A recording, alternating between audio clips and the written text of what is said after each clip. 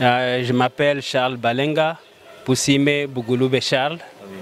Oui, je suis candidat député national, numéro 126 dans le regroupement AN du parti ANC de l'honorable Norbert Basengès Katitima.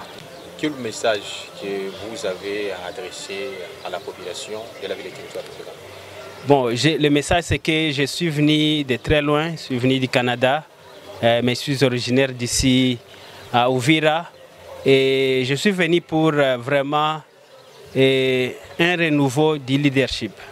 Je suis venu, moi je suis formateur de leaders, j'ai écrit le livre 31 principes essentiels du leadership, j'ai écrit le livre Afrique il est temps et je suis un formateur de leaders et je suis venu apporter mon expérience et mon expertise pour le développement du territoire d'Uvira. Alors j'invite vraiment la population d'Uvira de me donner leur voix pour que je puisse les représenter valablement dans notre territoire à Kinshasa, où je vais donner mon expérience pour amener des lois qui vont faire que le territoire d'Uvira soit bénéficiaire. Alors, je demande vraiment à la population de me donner leur coup de main parce que moi, je suis venu pour la population.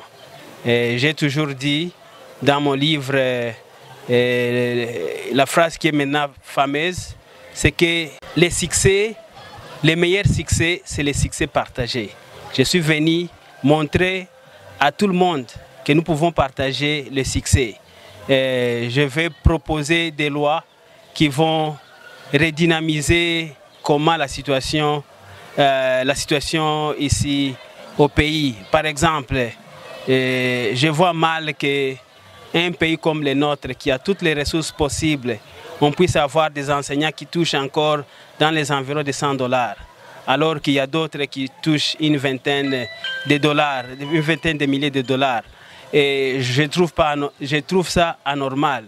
Et je vais aller proposer des lois pour que les enseignants, les militaires, la police, les médecins, les infirmiers et tous les travailleurs, je vais proposer, puissent avoir un salaire leur permettant de faire nourrir leur famille, d'éduquer leur famille et en tout cas de jouir aussi toutes les richesses que nous avons ici au Congo. Alors, je vais aussi proposer qu'il y ait un salaire minimal dans des pays organisés, occidentaux surtout. Il y a un salaire minimal, ce qui fait que tout celui qui travaille, il a un salaire qu'on ne peut pas payer en dessous.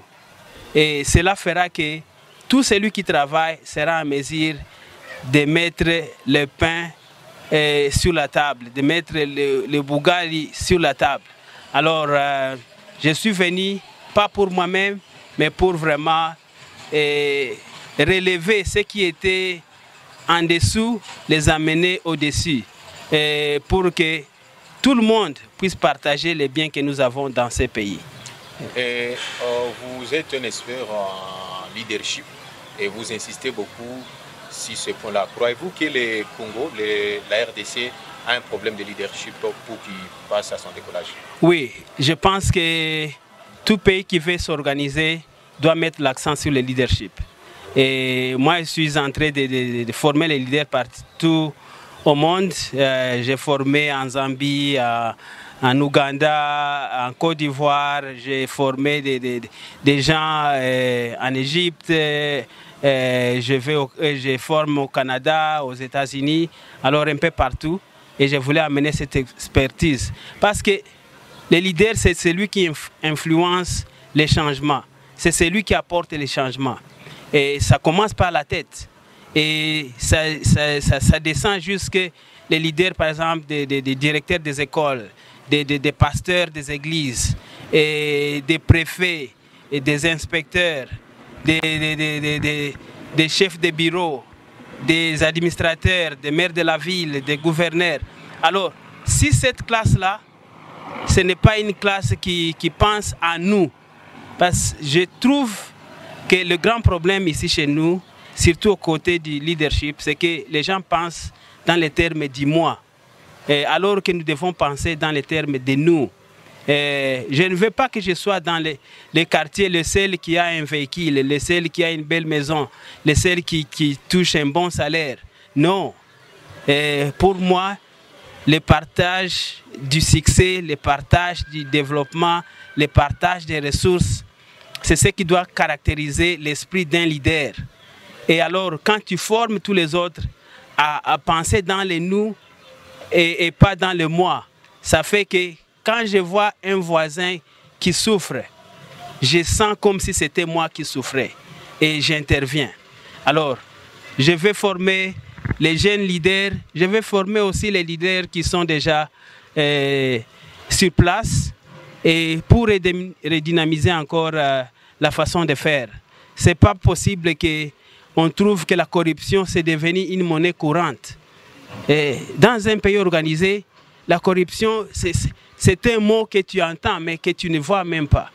Alors, je voudrais apporter ces changements-là au niveau aussi du Parlement, proposer des lois qui peuvent faire en sorte qu'on t'attrape en train de corrompre, tu as des difficultés, tu es mis en prison ou des choses comme ça.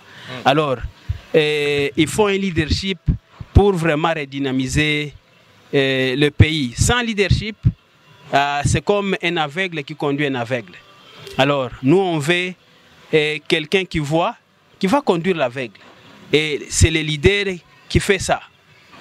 Alors, je demande à la population d'Uvira et dans tous les territoires de vraiment me donner l'opportunité. J'ai tout un bagage, j'ai toute une vision pour changer la façon dont on travaille comme parlementaire ou comme député. Et moi, je viens pas vraiment pour moi-même, je viens pour la communauté. Si c'était pour moi-même, je resterais au Canada. Mais Martin Luther King a dit, si un homme n'a pas encore trouvé une cause pour laquelle il est prêt même à mourir, il n'a pas la raison d'être. Et moi, j'ai trouvé une raison pour laquelle je suis prêt à mourir. Je suis prêt à défendre ceux qui sont dans les misères.